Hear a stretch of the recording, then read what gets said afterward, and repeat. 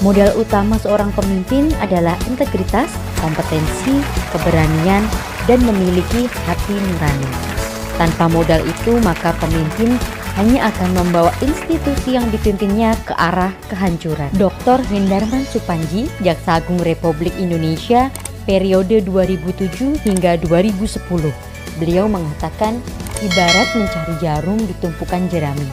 Begitulah faktanya mencari figur teladan penegak hukum yang mempunyai integritas. Kriterianya sederhana, sifat dan sikapnya berubah atau tidak saat sudah menjadi pejabat. Jika berubah, maka dia sudah tidak lagi punya integritas.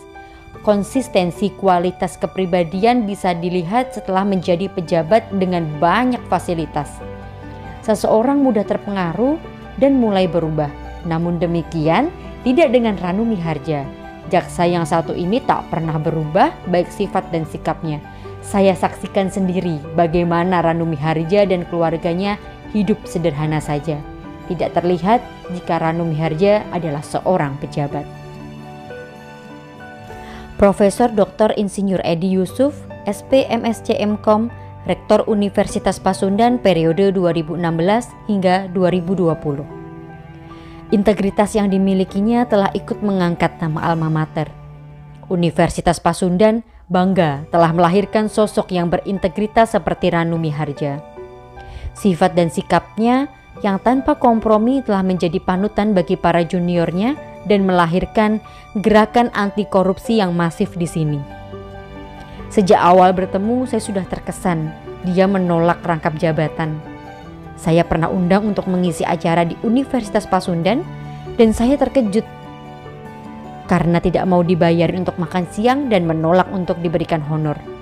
Saya bangga dengan para alma mater yang dipercaya oleh negara dan berkontribusi bagi bangsa dan masyarakat. Tetapi kali ini saya bangga terhadap integritas yang ditunjukkan oleh Ranu Miharja. Alexander Marwata, Wakil Ketua KPK periode 2015 hingga 2019. Beliau mengatakan, tak boleh sedikit pun insan Komisi Pemberantasan Korupsi dari level pegawai hingga pimpinan menyimpang dari kode etik yang telah ditetapkan. Ranu Miharja sebagai Deputi Bidang Pengawasan Internal dan Pengaduan Masyarakat memulai dengan memberikan contoh. Selanjutnya mendorong pimpinan untuk wajib patuh. Di KPK, pegawai bisa memeriksa pimpinan jika terbukti melanggar kode etik. Semua berlaku rata dari bawah hingga paling atas. Tidak bisa main-main dengan yang namanya kode etik. Yang membuat saya selalu ingat pada sosok Ranu Miharja adalah cara dia mengingatkan tidak hanya pada pegawai, namun juga kepada pimpinan untuk berperan aktif menjaga dan menjalankan kegiatannya sesuai dengan asas yang berlaku, alias harus taat asas. Profesor Dr. Eni Nurbaningsi SHMH, Kepala Badan Pembinaan Hukum Nasional periode 2015 hingga 2018. Beliau menceritakan bahwa saya mengenal Ranu Miharja saat ia masih menjadi mahasiswa program Pasca Sarjana Fakultas Hukum, jurusan Hukum Kenegaraan di Universitas Gadjah Mada, Yogyakarta sebelum tahun 2004. Sejak awal saya sudah berkeyakinan bahwa aparat penegak hukum yang satu ini berbeda dengan yang lainnya. Ranu Miharja mahasiswa yang rajin, hampir tak pernah absen kuliah. Antusiasmenya dalam menuntut ilmu besar sekali. Dari sini saya bisa menilai bahwa ia mempunyai integritas. Jarang saya jumpai komitmen penegak hukum seperti Ranu Miharja saat menempuh studi. Membaca buku ini seperti menyegarkan kembali harapan saya terhadap aparat penegak hukum yang berani, jujur, independen, dan adil. Ranu Miharja sekarang ini tidak berbeda dengan yang saya kenal sewaktu ia masih menjadi mahasiswa S2.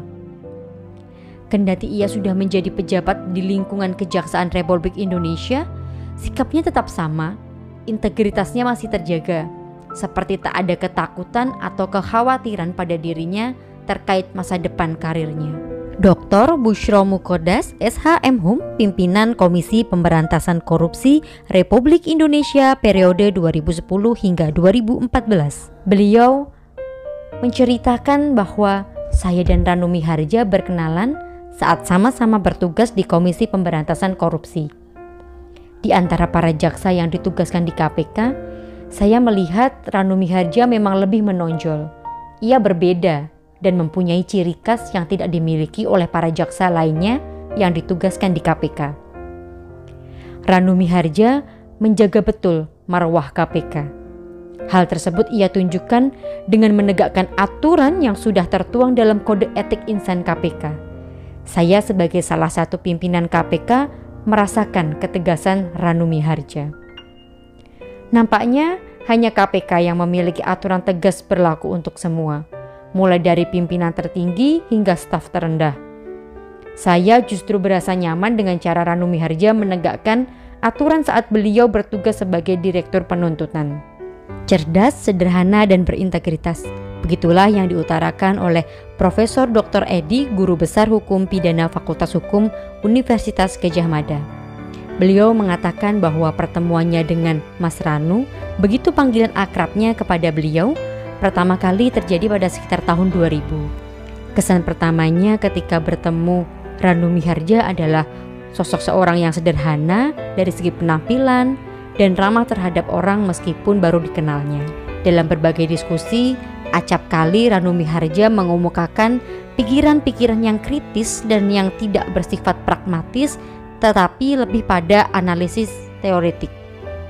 Dari sanalah beliau memberikan penilaian bahwa Ranu Miharja bukanlah jaksa biasa tetapi luar biasa karena menguasai ilmu dengan baik dan mempraktikannya dalam pelaksanaan tugas. Dalam waktu yang cukup lama beliau tidak bertemu. Mereka dipertemukan kembali ketika saat itu Ranu Miharja menjabat sebagai Asisten Tindak Pidana Khusus Kejaksaan Tinggi DKI Jakarta yang saat itu sedang menangani perkara korupsi dan beliau diminta sebagai ahli oleh tersangka. Kendati pun dalam posisi yang berlawanan, Ranu Miharja tetap memperlihatkan profesionalisme dalam melaksanakan tugas dan menghargai pendapat dalam dunia akademik. Beberapa tahun kemudian, beliau bertemu dengan Ranu Miharja kembali setelah dilantik sebagai Direktur Penuntutan Komisi Pemberantasan Korupsi.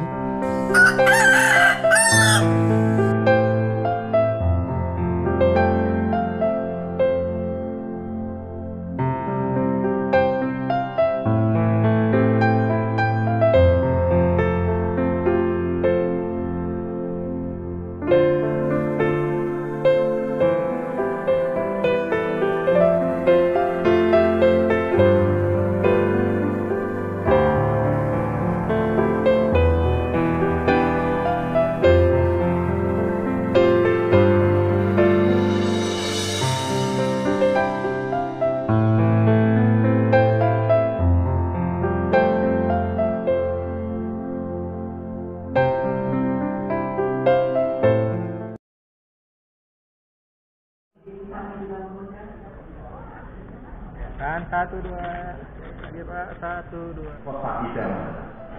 Bapak Ranu Miharja, jaksa teladan, pria berkumis, berwajah tampan.